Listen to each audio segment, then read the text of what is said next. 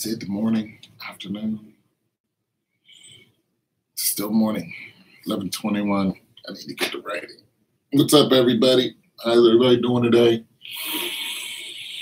And I wanted to do a live chat on my why I left Atlanta. I usually talk about sports and God and stuff like that, but I got a series of why I left Atlanta. And I talk about a lot of issues that I had in Atlanta.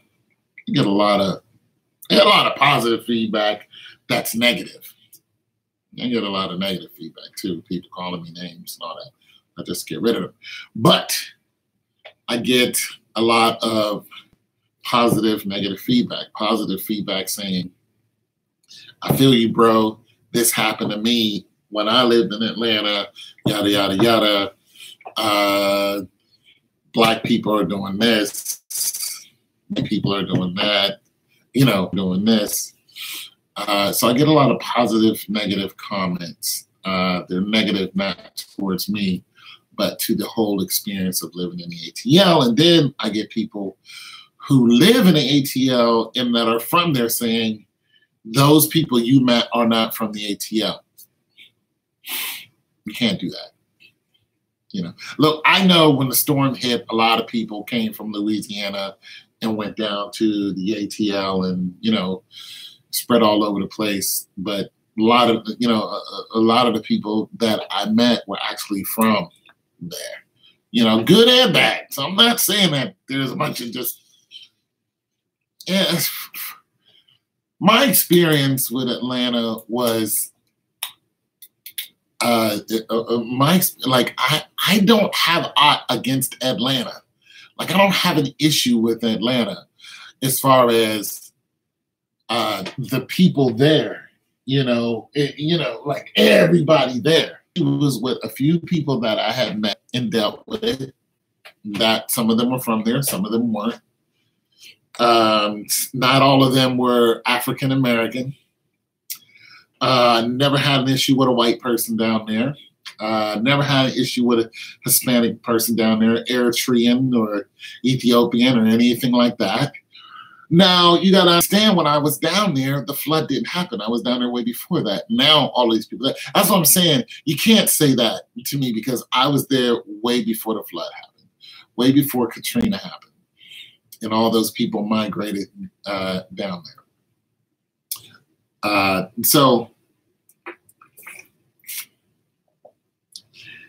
And of course, Atlanta's already a melting pot. Now, I get some interesting comments of people saying, you go down to Atlanta, the rent is $900. It wasn't when I was there, it was $600 for a 2-bedroom. Let's see, I stayed in a 1-bedroom. It was $600. But there are people saying, there's a 2-bedroom down there, it's $900, and there's 5 people living in it, and they all work at jobs for $10 an hour, and they only work for 20 hours a week. That's terrible. Like, that is terrible. I can't do that. Like, that's terrible. Now, I get some other people who comment and say, you didn't have no car, that was your problem. I just love it when people, like their situation, they put it on you and say, because my situation is like this and it's better, you needed this to make yours better. But I keep saying that's not what I wanted. I did not want a vehicle. I didn't want a vehicle while I was down there. I didn't need one. It wasn't my problem. I used the MARTA to get around, and I got around and I had a bike. So I got plenty of exercise. I did very, very good. There wasn't anywhere in Atlanta that I wanted to go that I did not go because I didn't have a vehicle. It just didn't happen. I didn't find the need for a vehicle. I just didn't. Okay. Now, where I live at now, yeah, you need a vehicle. So I didn't need one. I enjoyed riding the bus. I did, it's not a big deal to me. So you're saying, oh, you needed a car. No. All right. But like I said, things have changed. So I just want to make it clear. I don't have an issue with everyone who lives in Atlanta. There are people who threaten me. If I see you again in Atlanta, you're finished. I'm like, you want to do what? Because of what happened? How did I offend you? Wait, what? We got to go there because of what? See, this is part of the problem. You know, and then people talking about the way I look and stuff like that. I'm like, look, none of you are models. None of you are on the runway. None of you are so-called beautiful. We all got scars. We all got issues. Some of y'all look way worse than I do. So, I mean, misery love company. If that's what makes you feel better, and yes, that is a green screen. But if that makes you feel better to call people names, okay, fine. I just block you off the channel. But the economics in Atlanta has changed because there are so many people there. Now, some people are talking about how they made it in Atlanta. I went down to Atlanta. I ain't have nothing in my pocket. Now I'm married with 3 kids. I got a house, and good for you. Your goal was not my goal. My goal was not to go down there and make some big deal out of it. I knew I wasn't going to be there that long. It was never my goal. My goal was to go down there and just work, you know, and see my kid, be a father to my kid. That was it. You know, whatever happened, happened. That was my goal. I did not go to Atlanta. See, a lot of people go down there with all these aspirations to be something in the ATL that they're probably not going to be. Okay? It's probably not going to happen. All right? I didn't have those aspirations. I went down there with one goal in mind, to be with my daughter. I hide that because I don't allow cursing on my channel, but yeah. I feel you. So, like I said, there's a lot of people who feel the way I do about the ATL, and that feeling is getting worse. Now, I've had some people say, bro, the animosity that you received and felt from other people of your nationality that's all over the world. That's all over the country. And I'm just like, yeah, this is true. This is true. But it's happening in pockets of places more so than other places. Let's look, just because ATL is a big city doesn't mean because of course you got more people, so of course the frequency has gone up, but nonetheless you could have a big city full of nice people, you know what I'm saying? Or you can go to a small town that everybody can't stand you. It just is what it is. Atlanta is crowded, a lot out of towners. This is true. There are a lot of out of towners down there, and I was one of them. And like I said, I met some people who were from the ATL, especially when I did the whole, I was trying to be a movie extra for Tyler Perry. Now, in my one video, I said Tyler Perry wasn't doing his thing back then, but I totally forgot. Down there, and they wanted to do, he was doing one of his movies, and I wanted to be a movie extra, so I went. And it was just hundreds and hundreds and thousands, you know, people all trying to be movie extras. And that was fun because I met a lot of people who were from there. But the time that I saw the most people in Atlanta is when I went. Too many haters and low self-esteem. Yeah, this is true. This is very true. And I couldn't understand why that was. Now, when I went down there when I was living there, I wanted to get a better job than what I had.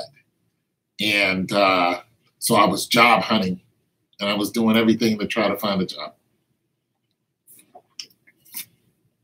Because I think I had just lost my 2 jobs. I was working for a temporary service. But while I was working for a temporary service, I was also trying to find a regular job. Finding a regular JOB in Atlanta is one of the hardest things in the freaking world. I would say if you're going to go to Atlanta, you either have a job lined up for you, and I wouldn't depend on that, or you create an industry. Like I can't see going to Atlanta right now and saying, I'm going to go to Atlanta, I'm going to do this, that, and the third, not unless I specialized in something.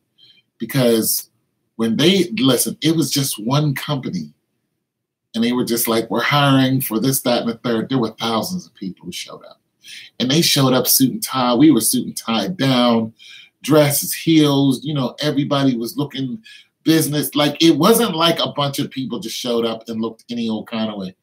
Good morning. Hey, good morning, Lakeisha Cole. Ball the popcorn, what's happening? Listen, it wasn't like there was a bunch of raggedy people that showed up. It wasn't one company. It was more than one company. But it was like a job fair. But like I said, it wasn't like there were a bunch of people that showed up looking raggedy. They were professionals. And we were talking amongst each other. A lot of those people had educations. They all had degrees. But they were talking about how, you know, why they were out of work and what had happened to them with their situation. And I tell you what, that type of atmosphere, that type of competition, that type of competitiveness, if you're not ready for that, do not move to Atlanta. Matter of fact, don't move to any major city if you're not ready. Live on the outskirts of a city if you're not ready for that. Because a lot of these people had education. A lot of these people had, some had master's degrees. And you know what? They were in the same line that I was, and I didn't even have my degree yet. I was just in shock. Like, wait, what? How is it you have all this education, you spend all this money on your education, and you are out of a job? Because that's the way the industry is. It's like a so what? You know, it's like, so what, you have a degree? So what, you have a master's degree? We don't care. we don't care. There's, you know, 200 other people that all have master's degrees and have your degree. What do you specialize in? What makes you special? That's what I'm saying. Like, you know, a lot of people hating on me for the videos that I'm making is why I left Atlanta. They think I got an issue with Atlanta. I don't have an issue with Atlanta. You know what I'm saying? I don't have an issue with Atlanta. Listen, I'm 51 years old. I've done all of what I'm going to do as far as the job market is concerned, and doing the hustle and bustle and the waiting in line and the, you know, and all that, job fairs. I'm not interested in that anymore. But my job as an older person is to tell the young people, look, this is what you're going to face. And it's going to be even worse for you because, one, there's more people on the planet. Two, Atlanta is a serious melting pot. And it's I think, it has one of the largest airports in the country. So there's just so much going on down there. There's so many people coming in and out of Atlanta. And a lot of them aren't even your nationality. They're not even American.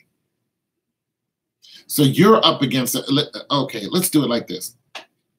Some of the smartest people in America that run America aren't American. They come from other countries, but they come here because of a visa. And that's it. Some of the higher thinking, higher learning people, a lot of those people, they come from countries that are downtrodden in India. Very, very bright people in India. Some parts of Africa, all your mathematical geniuses, a lot of those people, they're not from America. They come here on I worked at a hospital. I worked at a hospital in Atlanta. That's one of the things I did. I was a clerk at one of the hospitals. And I thought the hospital was a good hospital. You know, I was a front desk receptionist, I guess. And there was three of us. Like I said, I worked through a temporary service. There was three of us. There were two older people and me, and both those people were from Atlanta, and they were cranky old people. they really were. But the hospital that I worked at, I liked it. Most of the people I met there were great. I really didn't get into any of the economics of the hospital. I didn't, you know, I would, you know, do my job and peel off. But I did enjoy working there. And, you know, I felt bad that I couldn't work there anymore because I also worked for the museum that's down there. How deep some of the scams are down in Atlanta. At the museum, and I think I told the story before, the guy who was running the museum, the curator or whatever he's called down there, he turned out to be a fraud. turned out to be a thief. And he had all this stuff with, that he had the pharaoh's body, and they had this mummy on display. I was one of the security guards. And I got fired because an African-American woman asked me a question. And you're not supposed to answer the question as a guard. And she walked right up to me, asked me a question, and then my boss got in my face and wanted to start a fight. You're not supposed to, he was like right here. I was like, oh, I need this job. I kept thinking about my daughter. Like, I want to punch this dude in the face. But I was like, she asked me a question, and she was like, I asked him a question. You expect him not to answer? He was like, let's go downstairs. And I got fired from that job then. And they called into the temporary service and also fired me from the hospital the same day. And that's how I lost my job.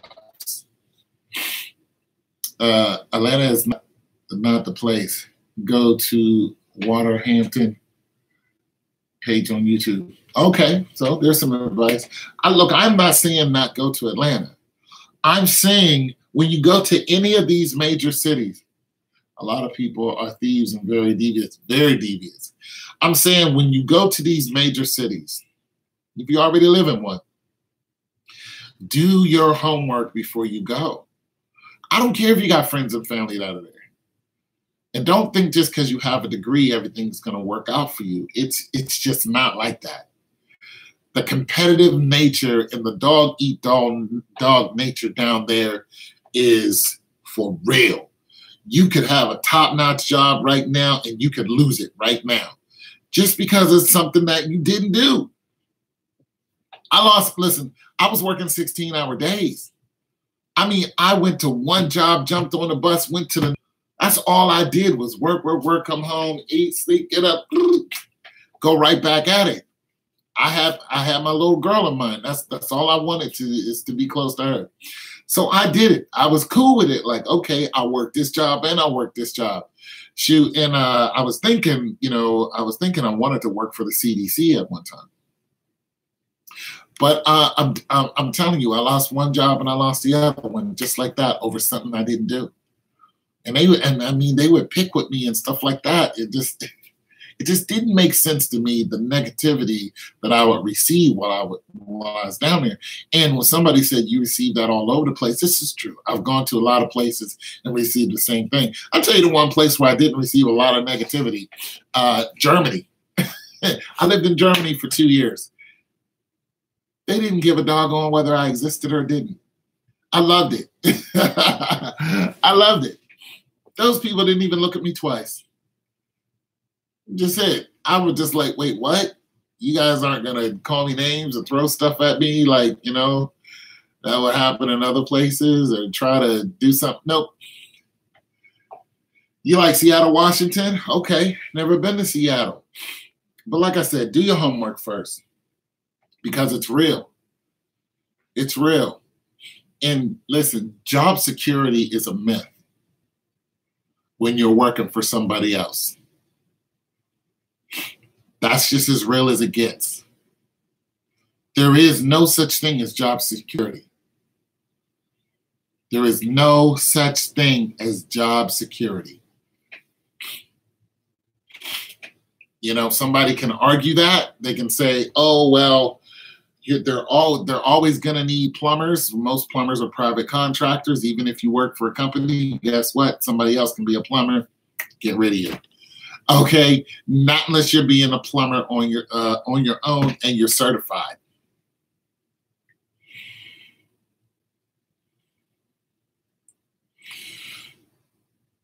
Okay, military, 85 to 92. You were there when I was there. I was in Darmstadt, Germany, west of Frankfurt.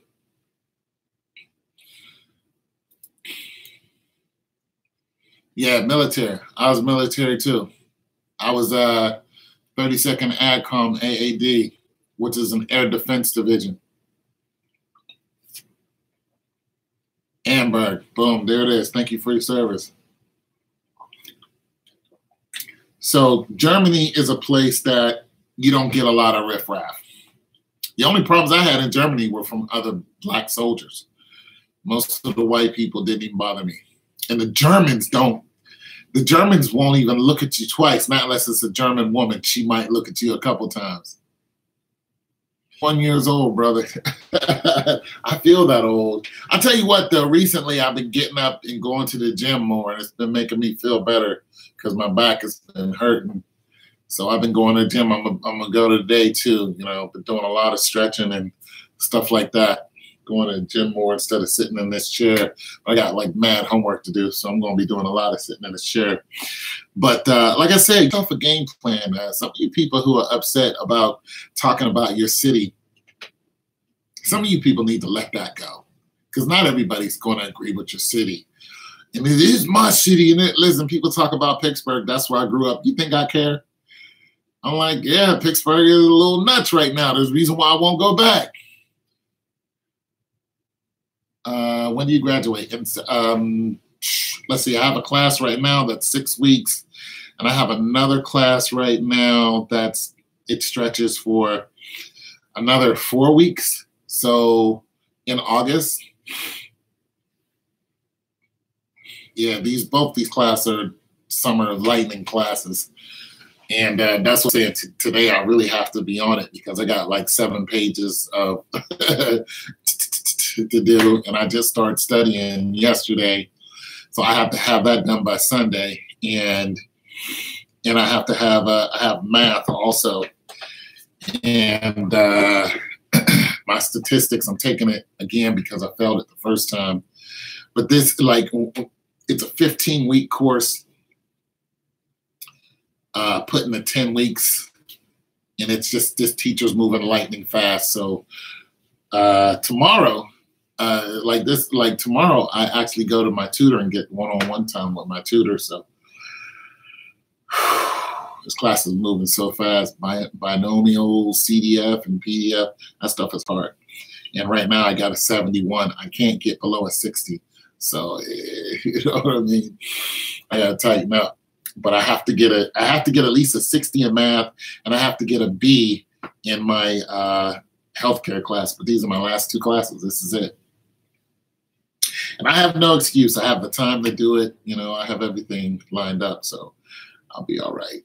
But yeah, Lakeisha, what's your degree in?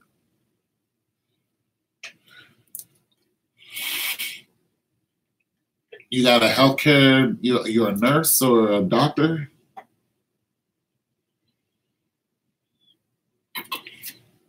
I was studying last night. Thanks, baby girl. I was studying last night before I laid it on down, reading this ebook. You have an associate's degree in medical assisting. Okay. What is is that what you're doing now? Medical assistant? I think my sister has one of those too. My sister was working at a hospital in Atlanta. Why she doesn't work there anymore? Okay, I gotta. Hello?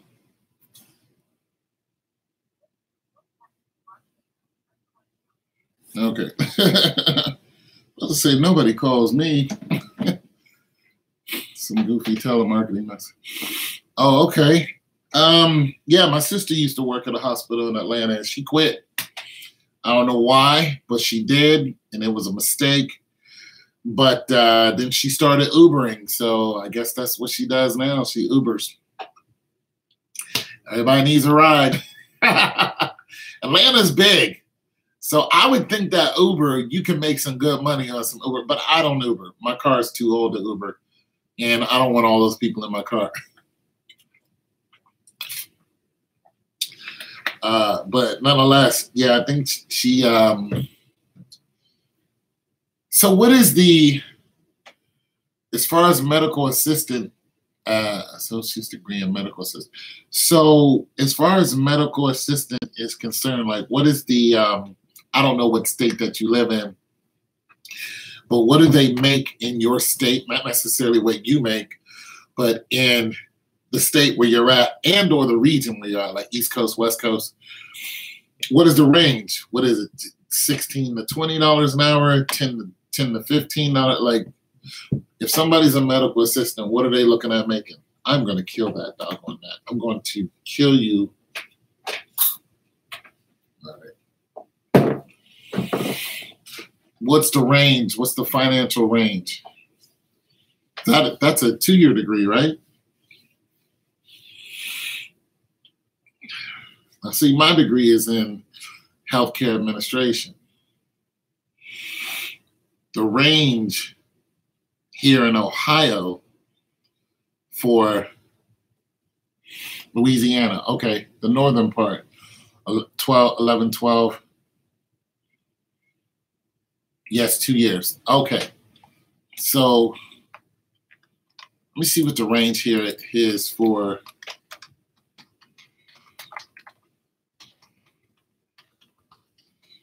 medical assistant.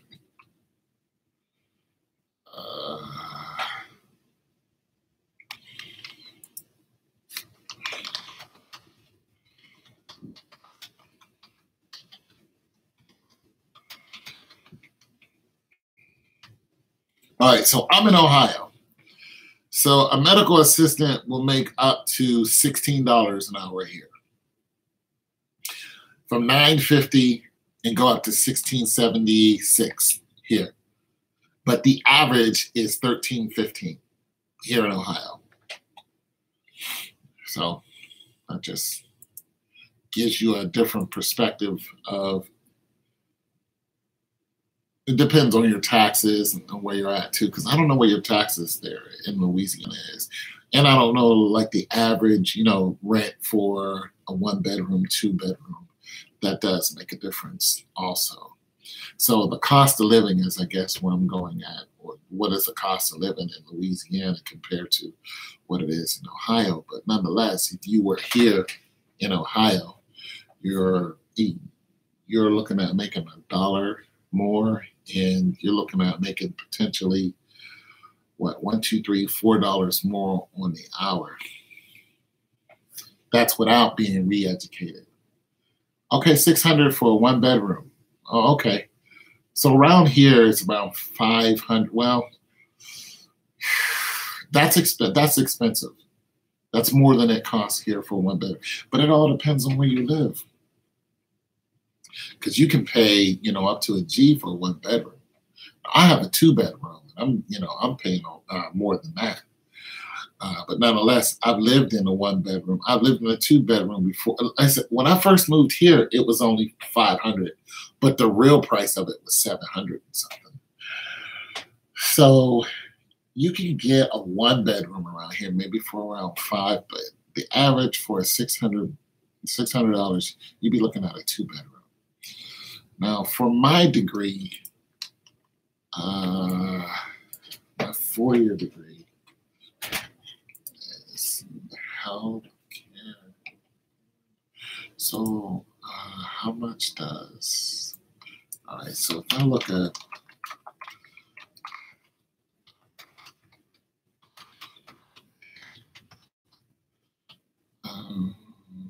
so if I look up healthcare.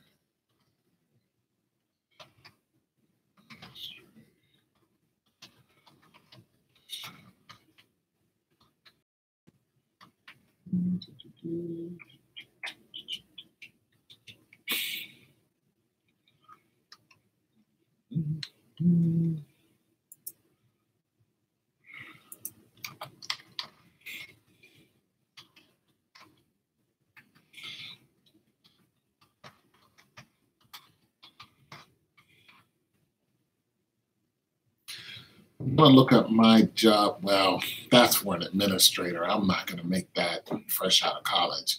For an administrator, it's $100,000 to 117. But I'm not going to make that. But I'm trying to figure out how much would my degree, I think 45 and like 60,000. 45, in between 45 and 60,000 is what my degree will bring a 40-hour work week person who, I don't know, jumps into an office somewhere, after graduating. should teach a course in healthcare. You would be a good teacher. You have a lot of teaching. You have a lot to teach the young. Well, there are a lot of online. Well, thank you very much for your compliments. And it's a thought because, you know, our male person, one of them is a young lady, and she's a teacher, but, you know, walking it every day, you know, married, 2 kids. She like, look, I'm out here getting this money, you know, but she has a teaching degree. And I'm just like, you do know that you can go online and be a teacher. Like, you could probably do both if you want to. But like I said, she has 2 boys and a husband. So her house is busy, you know, plus the job she has is, you know, she's always out here. But I just like, you know, whenever you do get some downtime, you know, you can make some change. And then I saw her the other day and she was like, you know, I checked in on what you said, you know, like working online. She was like, you know, you were right. And she said, they pay good. I was like, you could probably match your income, what you're doing now, and work a lot less because you're doing it all online and you're a certified teacher here in the state of Ohio. Like, you could probably make the same amount and do a lot less and be at home with your kids.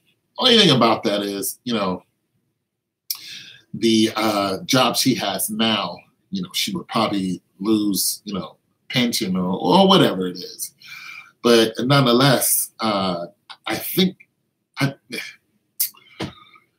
the mail system, they pay good. Let's just face it. And the teaching system doesn't. It just doesn't pay good. So I'm got to go overextended my 15-minute break. Okay, see you later. But the mail system, they pay good, and the teaching system doesn't. As a matter of fact, it's getting worse and worse for teachers. Now, I know some teachers that are doing okay. One teacher, I knew she was making like 45, 50. She went and got her master's degree. Boom, she's doing 60 something. Works with 3rd and 4th graders. Dynamite teacher. Dynamite. Like, I've never seen a teacher do. As a matter of fact, the school that she teaches at has never seen anybody do the things she does. It's just, she goes way beyond when it comes to teaching, because she shows up at the school. She'll show up at the school like late at night. She'll be in her classroom doing all kind of stuff and just be there by herself, you know, just, oh my goodness. I'm like, what are you doing? She's like, I have to do this for my kids. Like, I've never seen nobody just go beyond. Like, so she deserves every bit of dollar she gets. Big up to you, AQ. She deserves all her money. I've never seen nothing like that before. I've actually helped her put some projects together. That was pretty cool. And and then she'd take them to the school and, you know, tell me all about them later. And I was just like, you're really into the teaching thing. She goes so far and beyond. I don't think she's going to get a doctorate's degree, but nonetheless, she's definitely worth it. I know a couple of other young ladies who are teachers, and, you know, they're just really into it. The sad thing about it is teachers just aren't making a lot of money. However, once again, as far as Atlanta or a big city or anything, you know, these places aren't getting any smaller. These cities are not downsizing. The need for teachers, it's not getting any less, but they just don't want to pay them anymore. It's like, okay. So the dichotomy is, you want me to teach your kids that are snapping out every day, but you want to pay me less. No. So here's what's going to happen. Now you have a bunch of kids that are being homeschooled. Now you have teachers who don't want to get hit and beat up and cursed out and spit on and all the negative things that are happening with these unruly kids who think they can just say anything and do anything to you. Now the teachers are like, forget it. I don't want to belong to your school system. I'll just be an online teacher. Safe in my house. I teach when I want to. Now these kids, now there's no traditional hours for teaching. There are people who are all around the world who need teaching help because a lot of these parents are homeschooling their kids because it's safer to be at home when it comes to these crazy things that are happening at these schools. Not to mention, you go to a school and somebody's sick. Next thing you know, everybody's sick. You're getting away from that. The parent is able to spend more time with their children. You have some of these incredible stories where these kids are 12 years old and they're graduating from high school in their first year of college. Here's a whole African-American family that did that. All of them. They were like, one kid by the time he had 20 had a master's degree. It was just ridiculous. These kids are just phenomenal. All of them graduated from college. All of them, you know, and went further than that before a lot of kids get out of high school. Why? Because of homeschool. They looked at the curriculum. They're just like, oh, this is nothing. You know, even my brother, he quit in his last year of school. He's just like, I'm done. Like, I'm smarter than it. And he was. I'm just going to go get my GED. And that's exactly what he did. Went and got his GED and went into the military. Matter of fact, we both were in Germany together. He's at one spot, I was at a different spot, but you know, we met up in Germany. He was just too smart. He's like, I'm smarter than this. And that's just that. So, you know, you have that whole thing going on. And for you young people, like here's the problem with homeschooling. You're not going to play on the football team. You're not going to play on the basketball team. Your friends that you have are probably going to be at the school. You're probably not going to be at the school. And there's a lot of things that the school does that builds character. This is true. That you're just not going to share. Be at the prom. You know what I'm saying? The assemblies.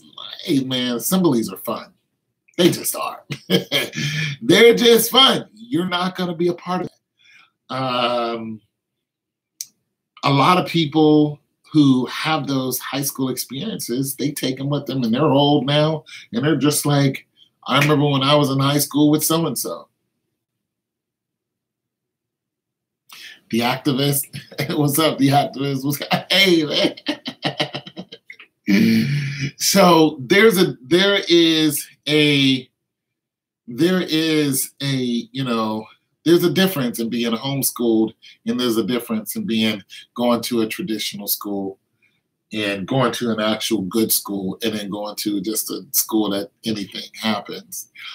Do I suggest homeschooling if your kid is super smart and if your kid is so-called ADHD or ADD or whatever the ABCD is, and they're giving that kid Ritalin? Do not give your child Ritalin. Okay, take that kid, homeschool that kid, and that kid is probably going to be smarter than you ever believe. That kid can probably do 4 or 5 things at once. That's just the way it is. All this attention deficit disorder. No, they don't have an attention deficit disorder. They're just not going to sit there and concentrate on the fake history that you're teaching them when they know better. They want to do something else, whatever it is that they want to do, unless it's destructive. If it's constructive, let them do it. Sit them in a room, take them outside, let their learning be in the woods, you know, and go out and have camping set lists. They used to take us camping all the time. I loved it. Find out how to make a baked potato. I loved it. Headed to Atlanta tonight. Be safe when you go down there. Be safe when you go down there. Like, I love going on camping trips. I'm just saying, there's just so much to learn. It's a good chance that kid is not ADHD. It's a good chance that kid has just a different learning system. And your job is to find out what that learning system is. That kid may learn better from 8 o'clock to 12 o'clock at night than that kid would learn better at 8 o'clock a.m. to 3 o'clock p.m. I'm just saying it is what it is. A kid may learn better in the middle of the night. And you're like, go to sleep, and the kid is up and he's just like, I can't sleep. You know what? That's the time that there should be an online teacher.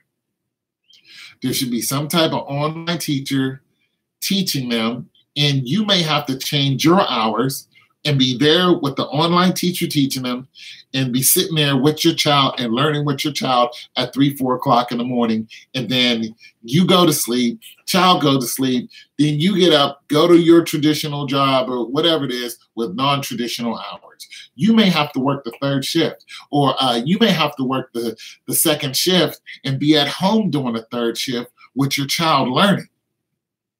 And you can do that because there's 3, 4 shifts and at factories now. You can do that. Hey, I need to switch my shift because my kid is learning better from 6 o'clock to 12 o'clock at night. So I want to work the morning shift, be home by 12. Be home by, whatever it is, 3, 4 o'clock. Boom. Now you're learning with your kid. Kid doesn't go to school like everybody else, but that kid is accelerating from 6 o'clock to 12 o'clock. And you're there with the online teacher learning and teaching your kid, this goes here, this is mathematics, go here, blah, blah, blah, boom. And that kid's accelerating. I'm just saying, it is what it is. There's a lot of things are non-traditional. Anyways, so I'm going to go ahead and get out of here. And Lakeisha mentioned that for me, thinking about being a teacher, I might consider being a teacher. I don't know. I'm really liking YouTube right now, but I don't know if I want to go and get a certificate as a teacher. If I did, it would be, I would rather teach college than anything on a college level. Simply because the responsibility is different. I can heap a bunch of responsibility on those young minds, and they can take it and actually be active with it now. A lot of the, high school and stuff like that, they can't really act upon a lot of what I would teach. A lot of things that you can do right now. But people in college, they can act upon it. They can go right now and do it. And it's up to them. A lot of them are not at home anymore. So it's like, you're not at home anymore. You're an adult. Get out there and do this. It's your boy, Tone 202. God loves you.